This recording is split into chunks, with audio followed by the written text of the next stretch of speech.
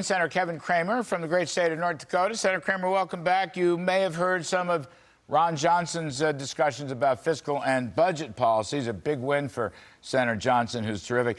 But I want to ask you, Senator, look, I see a path to 51 Republican senators. I might say it to 52, yes, but 51. If you get there, in all seriousness, all honesty, how can we turn the fossil oil and gas spigots back on? As John Hoeven, your colleague, has said so many times, how can we take the handcuffs off? It would do so much good for inflation and everyday prices, and also for economic growth. Is there a way to do it, a clever way, Senator Cramer? Well, there's a way to do it, whether it's clever or blunt, doesn't matter to me. We just have to be able to use our leverage, particularly as people who have a vote on confirmations of appointees, and those appointees can be judges, but oftentimes they're cabinet secretaries, undersecretaries, deputy secretaries, deputy undersecretaries. There's all kinds of opportunities for us to transact business with the president if we have 51 or 52 senators. The world is a very different place with 51 Republicans than it is with 50. And I just think we have to stick together as a team. We have to, be 100%, and we can transact business with Joe Biden if he's willing to do some transactions. And then I think we have to say, look, you either get permitting reform on oil pipelines and transmission lines and drilling on federal lands, or you don't get your Fish and Wildlife Service director, or you don't get your budget director, or whatever, whoever is up and in front of us. We just have to be willing, I think, to play hardball.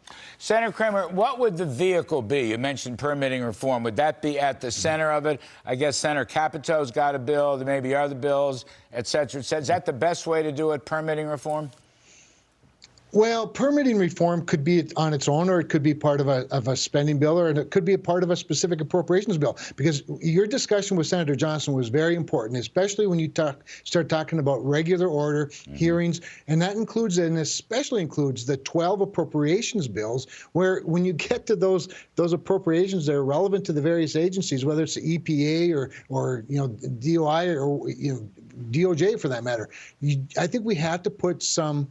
We have to put some deals on the table and say, you don't get to use any of this money and put up what we want to prohibit them from spending the money on. And if they want to fund the EPA, then the EPA has to have some shackles. They have to have some guardrails.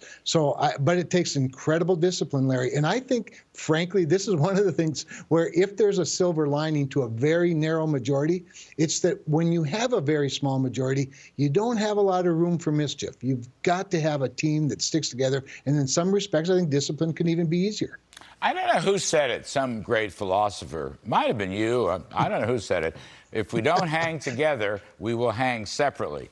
And I think that's kind of what you're getting at. If you want to get stuff done, you got to hang together with 51 votes, if you can get there. Just let me go back, though. Would a reconciliation bill, I don't want to get too in the weeds, but our viewers know this, a reconciliation bill, which is essentially a budget and tax bill, scored by CBO and whatnot, would that be the place to put a permitting reform, pipelining reform, refining reform? Would that be the spot to do it?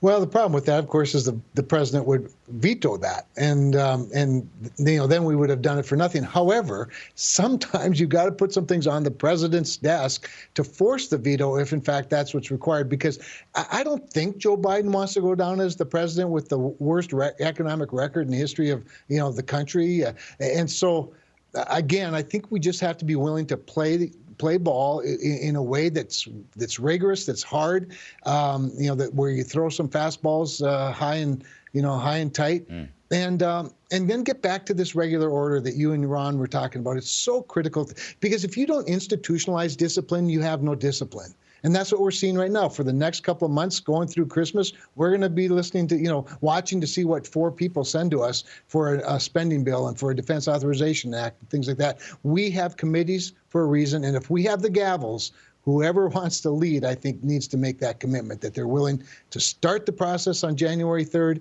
and plow through with regular order. Put some witnesses on the stand. Use the talent that's in the conference. Right. When I was a child and worked for Reagan in his budget bureau, OMB, You know, you used to have hearings. I used to testify as a witness, but you'd have both sides, Dems, Republicans, testifying on the merits or demerits of X, Y, and Z.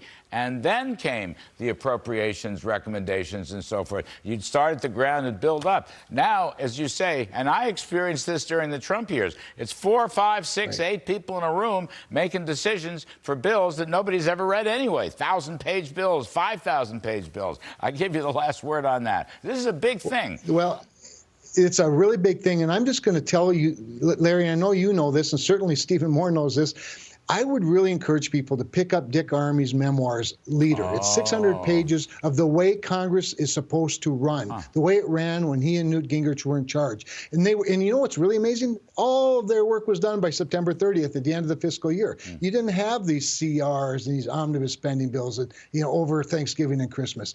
It's the way to do it because you take advantage of all of the talent in both political parties, in both chambers of the Congress, and you have a transparent process, which, by the way, will also help regain some trust in the American people because they need to see us working. It's just as important that they see us working as that we get our jobs done. Yeah, terrific. Senator Kevin Cramer, as always, sir, we really, really appreciate it. All right.